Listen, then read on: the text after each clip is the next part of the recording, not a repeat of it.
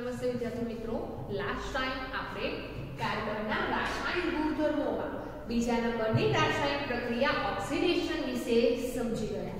આજે આપણે રાસાયણિક ગુણધર્મોમાં ત્રીજા નંબરની રાસાયણિક પ્રક્રિયા સમજીએ. તો ત્રીજા નંબરની રાસાયણિક પ્રક્રિયા કઈ છે? તો આજે આપણે ત્રીજા નંબરની રાસાયણિક પ્રક્રિયામાં યોગશીલ પ્રક્રિયા વિશે સમજીએ. તો સૌથી પહેલા તો યોગશીલ પ્રક્રિયા કોને કહેવામાં આવે છે? તો વિદ્યાર્થી મિત્રો, આ એવી પ્રક્રિયા છે જેમાં કાર્બનિક સંયોજનોમાં બીજો અણુ ઉમેરાવાથી નવું કાર્બનિક સંયોજન બને છે. તો એવી જે પ્રક્રિયા છે એને શું કહેવામાં આવે છે? યોગશીલ પ્રક્રિયા કહેવામાં આવે છે. તો ટૂંકમાં સમજીએ તો યોગશીલ પ્રક્રિયામાં જે કાર્બનિક સંયોજન છે એ કાર્બનિક સંયોજનમાં કોઈ બીજા અણુનો ઉમેરો થાય છે અને એ બીજા અણુનો ઉમેરો થવાથી નિપજમાં આપણને નવું કાર્બનિક સંયોજન પ્રાપ્ત થતું જોવા મળે છે. તો એવી જે પ્રક્રિયા છે એને યોગશીલ પ્રક્રિયા તરીકે ઓળખવામાં આવે છે. તો યોગશીલ પ્રક્રિયા એવી પ્રક્રિયા છે જેમાં જે કાર્બનિક સંયોજનો છે એ કાર્બનિક સંયોજનોમાં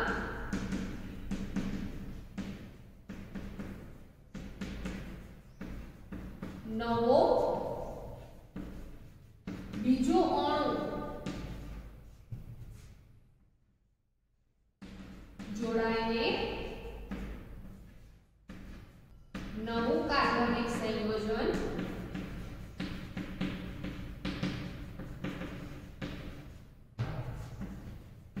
બને છે એવી પ્રક્રિયા.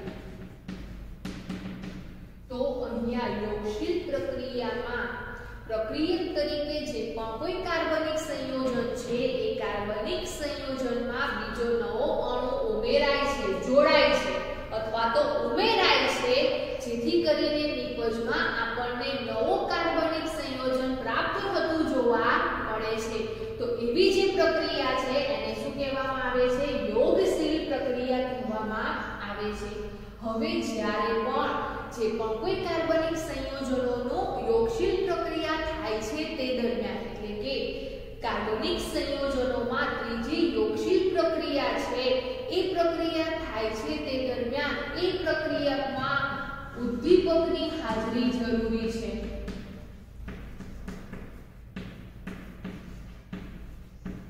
તો યોગશીલ પ્રક્રિયા ક્યારે થાય છે? તો યોગશીલ પ્રક્રિયા ઉદ્દીપકની હાજરીમાં થતી જોવા મળે છે. તો અહીંયા આ જે ઉદ્દીપક છે એ ઉદ્દીપક કોને કહેવામાં આવે છે?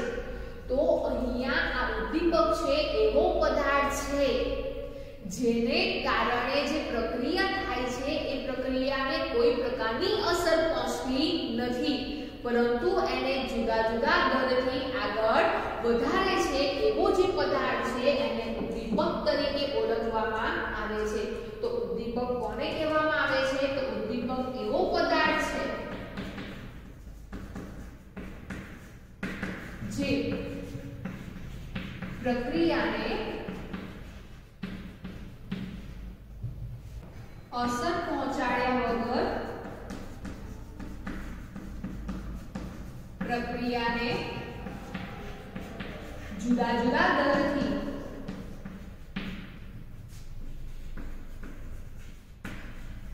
આગળ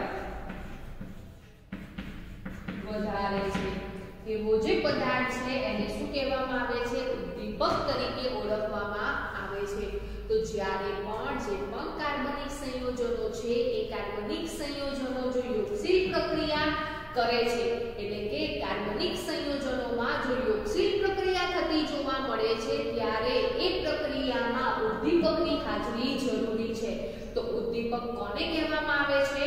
તો આ ઉદ્દીપક છે એક પ્રકારનો પદાર્થ છે. અને કેવો પદાર્થ છે? તો એ જે પદાર્થ છે એ પ્રક્રિયાને અસર પહોંચાડ્યા વગર જ પ્રક્રિયાને ધીરે ધીરે આગળ જુદા જુદા દરથી વધારે છે એવો જે પદાર્થ છે એને ઉદ્દીપક તરીકે ઓળખવામાં આવે છે. તો ઉદાહરણ તરીકે કયા કયા ઉદ્દીપકનો ઉપયોગ કરવામાં આવે છે, એટલે કે કયા કયા પદાર્થો છે એ પ્રક્રિયાને અસર પહોંચાડ્યા વગર જ જુદા જુદા દળથી પ્રક્રિયાને આગળ વધારે છે. તો ઉદાહરણ તરીકે નિકલ, પેલેડિયમ અને તેવી જ રીતે લોખંડ, એટલે કે એને આયન તરીકે ઓળખવામાં આવે છે. તો અહીંયા નિકલ, પેલેડિયમ અને જે આયન છે એ ઉદ્દીપક છે, એટલે કે એવા પદાર્થો છે જે પ્રક્રિયાને અસર પહોંચાડ્યા વગર જ પ્રક્રિયાને જુદા જુદા દળથી આગળ વધારે છે. તો વિદ્યાર્થી મિત્રો, અહીંયા જે પણ કોઈ યોગશીલ પ્રક્રિયા છે એ આપણે ઉદાહરણ દ્વારા સમજીએ. તો ઉદાહરણ તરીકે આપણે અસંતૃપ્ત હાઇડ્રોકાર્બન વિશે સમજીએ. તો અસંતૃપ્ત હાઇડ્રોકાર્બન સંયોજનોનું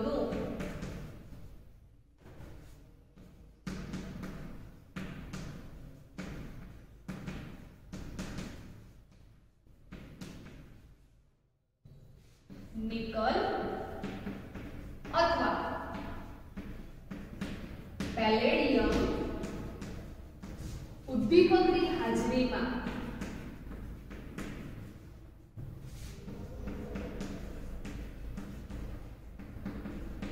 હાઇડ્રોજન ઉમેરાઈને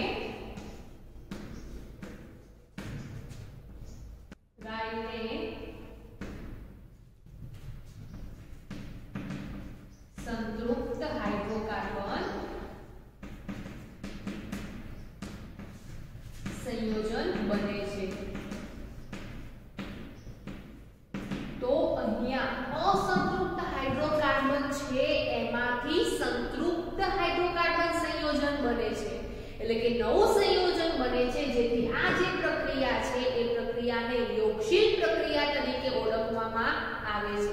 આ ઉપરાંત વિદ્યાર્થી મિત્રો, અહીંયા અસંતૃપ્ત હાઇડ્રોકાર્બન સંયોજનો છે એ અસંતૃપ્ત હાઇડ્રોકાર્બન સંયોજનોમાં નિકલ અને પેલેડિયમ જેવા ઉદ્દીપકની હાજરીમાં જે હાઇડ્રોજન અણુ છે એ હાઇડ્રોજનનો અણુ તેમાં ઉમેરાય છે અને ઉમેરાઈને જે કાર્બન કાર્બન પરમાણુ વચ્ચે દ્વિબંધ જોવા મળે છે અથવા તો ત્રિબંધ જોવા મળે છે. હવે અસંતૃપ્ત હાઇડ્રોકાર્બન છે એટલે કાર્બન કાર્બન પરમાણુ વચ્ચે દ્વિબંધ કે ત્રિબંધ જોવા મળે છે. એ દ્વિબંધ કે ત્રિબંધ તૂટીને એક બંધ જોવા મળે છે અને નવો સંતૃપ્ત હાઇડ્રોકાર્બન સંયોજનો બનાવે છે. એવી જે પ્રક્રિયા છે એ પ્રક્રિયાને હાઇડ્રોજીનેશન, અહીંયા આ જે પ્રક્રિયા છે એ પ્રક્રિયાને હાઇડ્રોજીનેશન અથવા તો હાઇડ્રોજનીકરણ તરીકે ઓળખવામાં આવે છે. તો હાઇડ્રોજનીકરણ કોને કહેવામાં આવે છે? તો અસંતૃપ્ત હાઇડ્રોકાર્બન સંયોજનોમાં નિકલ અથવા પેલેડિયમ ઉદ્દીપકની હાજરીમાં હાઇડ્રોજન અણુ ઉમેરાઈને સંતૃપ્ત હાઇડ્રોકાર્બન સંયોજનો બને છે. એવી જે પ્રક્રિયા છે એને હાઇડ્રોજનીકરણ અથવા તો હાઇડ્રોજીનેશન પ્રક્રિયા તરીકે ઓળખવામાં આવે છે. તો ઉદાહરણ તરીકે આપણે સમજીએ. તો ઉદાહરણમાં આપણે અસંતૃપ્ત હાઇડ્રોકાર્બન સંયોજન લઈએ તો અસંતૃપ્ત હાઇડ્રોકાર્બન સંયોજનોમાં એક તો આલ્કીન સંયોજનો, જેમાં કાર્બન કાર્બન પરમાણુ વચ્ચે કેટલા બંધ જોવા મળે છે? દ્વિબંધ જોવા મળે છે. અને આલ્કાઇન સંયોજનો વિશે સમજીએ તો એમાં કાર્બન કાર્બન પરમાણુ વચ્ચે કેટલા બંધ જોવા મળે છે? તો કાર્બન કાર્બન પરમાણુ વચ્ચે ત્રિબંધ જોવા મળે છે. તો અહીંયા આપણે આ જે પણ કોઈ આલ્કીન સંયોજનો છે એટલે કે અસંતૃપ્ત હાઇડ્રોકાર્બન સંયોજનો છે એમાં અહીંયા કાર્બન છે એ કાર્બન એકલ બંધથી હાઇડ્રોજન પરમાણુ સાથે જોડાયેલો જોવા મળે છે. તો અહીંયા હાઇડ્રોજન પરમાણુની જગ્યાએ આપણે R દર્શાવીએ છીએ. તો R બરાબર શું રહેવાનું છે? તો R બરાબર આપણે હાઇડ્રોજન પરમાણુને ગણવાના છે. તેવી જ રીતે અહીંયા પણ જે આલ્કાઇન સંયોજનો છે એ આલ્કાઇલ સંયોજનોમાં એકલ બંધથી એક હાઇડ્રોજન પરમાણુ જોડાયેલો જોવા મળે છે. તો અહીંયા હાઇડ્રોજનની જગ્યાએ આપણે શું દર્શાવેલું છે? R દર્શાવેલું છે.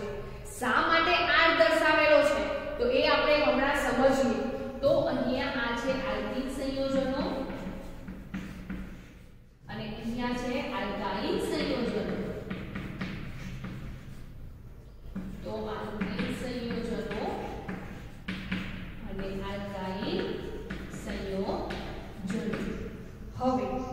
જે આલ્કીન સંયોજનો છે કે આલ્કાઇલ સંયોજનો છે એ હાઇડ્રોજન અણુ ઉમેરાય છે, એટલે કે જે પણ કોઈ સંયોજનો છે એ સંયોજનોમાં હાઇડ્રોજન અણુ ઉમેરાય છે. ક્યારે ઉમેરાય છે? તો ઉદ્દીપકની હાજરીમાં. ક્યારે ઉમેરાય છે? ઉદ્દીપકની હાજરીમાં. અને કયો ઉદ્દીપક જોવા મળે છે? તો નિકલ અથવા પેલેડિયમ ઉદ્દીપક જોવા મળે છે.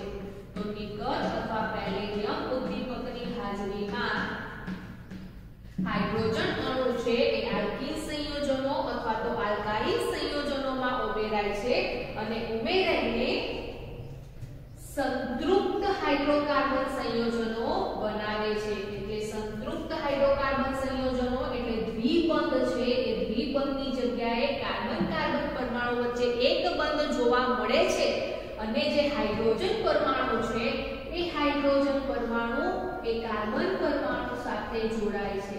તો અહીંયા આ જે પણ કોઈ કાર્બન પરમાણુ છે એ કાર્બન પરમાણુ સાથે હાઇડ્રોજન પરમાણુ જોડાય છે એ સમજવા માટે આપણે અહીંયા R દર્શાવેલા છે.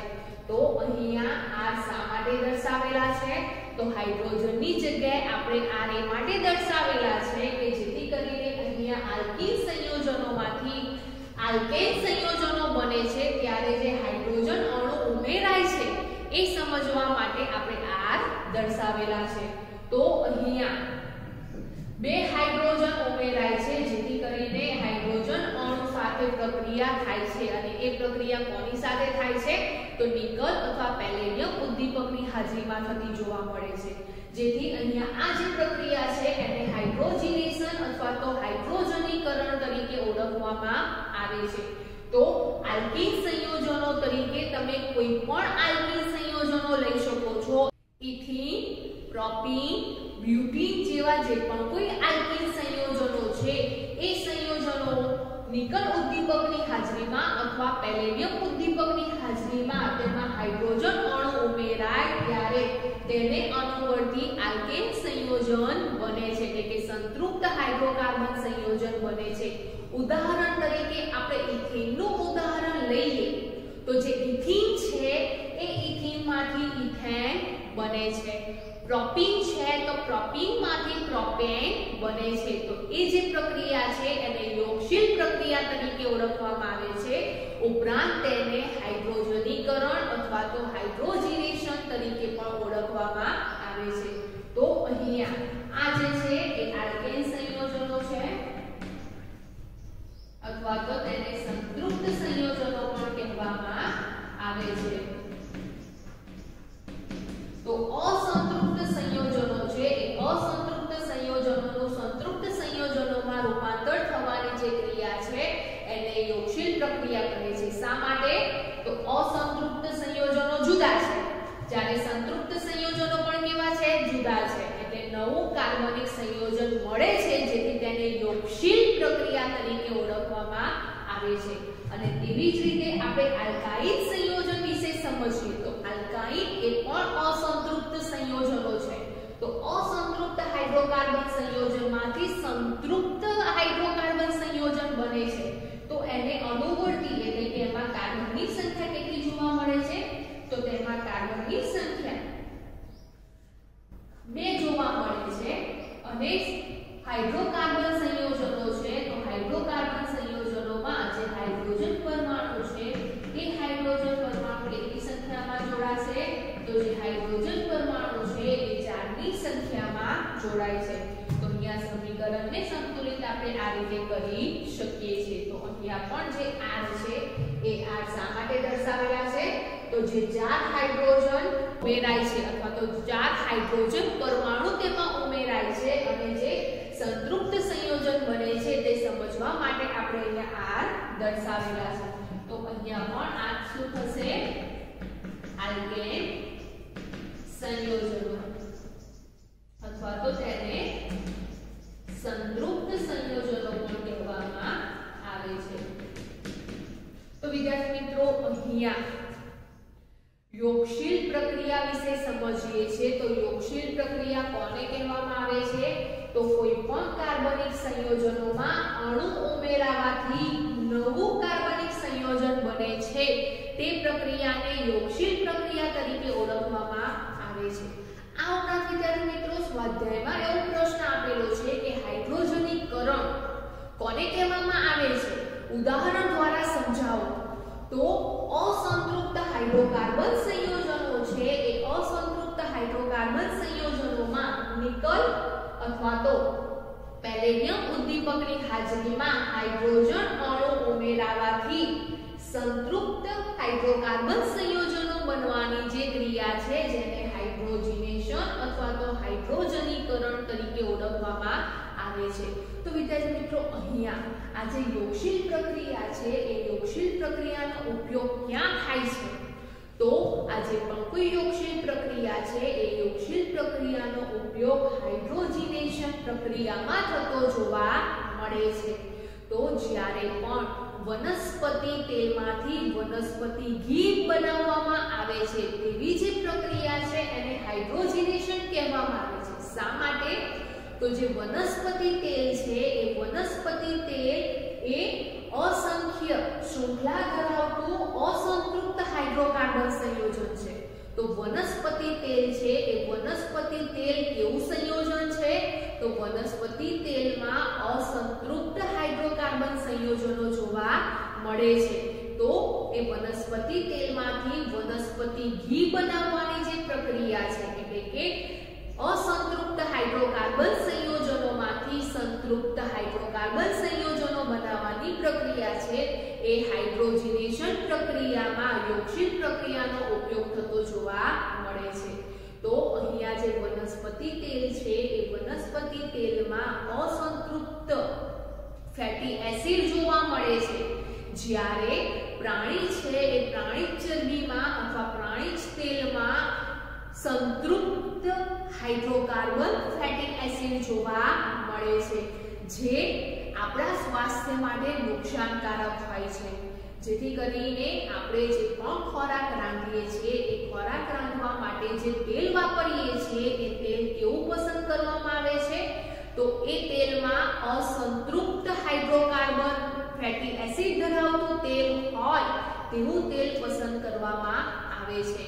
તો જ્યારે પણ આપણે જે પણ કોઈ ખોરાક રાંધીએ છીએ એ ખોરાક રાંધવા માટે જે તેલનો ઉપયોગ કરીએ છીએ એ તેલમાં અસંતૃપ્ત હાઇડ્રોકાર્બન ધરાવતા જે ફેટી એસિડ છે એ ફેટી એસિડ હોવા જરૂરી છે, જે આપણા સ્વાસ્થ્ય માટે કેવા જોવા મળે છે? સારા જોવા મળે છે। તો સ્વાસ્થ્ય માટે વર્ધક હોય છે। તો આમ આ જે પણ કોઈ યોગશીલ પ્રક્રિયા છે એ યોગશીલ પ્રક્રિયા વનસ્પતિ તેલમાંથી વનસ્પતિ ઘી બનાવવાની જે હાઇડ્રોજનેશન પ્રક્રિયા છે એ પ્રક્રિયામાં ઉપયોગી છે।